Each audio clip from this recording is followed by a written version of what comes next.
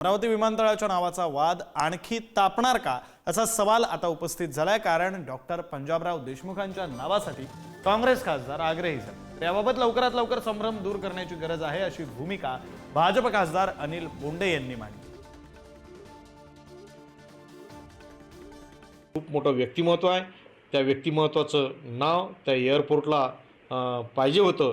आम्हाला असं वाटलं की आज माननीय मुख्यमंत्री महोदय त्या नावाची घोषणा करतील, परंतु वेगळं चित्र पाहायला मिळालं। म्हणून अनेक लोकांची आज मनं दुखलेली आहेत।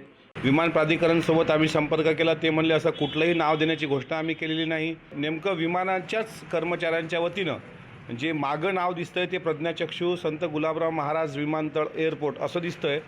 नेमकं आता याचं उत्तर कलेक्टर त्या विमान प्राधिकरणाला देतील किंवा विमान प्राधिकरणचे जे अधिकारी असतील त्यांना आम्ही विचारू की नाव ठरलं तर नेमकं काय ठरलं, आणि ठरलं नाही तर मग ते कधी ठरणार। आतमध्ये ज्या बोर्डाचं अनावरण करण्यात आलं माननीय मुख्यमंत्री महोदयांच्या हस्ते, त्यावर कोणाचंही नाव नव्हतं। अमरावती विमानतळ असं नाव होतं आणि मुख्यमंत्री देवेंद्रजी फडणवीस, उपमुख्यमंत्री अजितदादा पवार, उपमुख्यमंत्री एकनाथजी शिंदे यांनी सुद्धा कोणत्याही नावाचा उल्लेख केलेला नाही।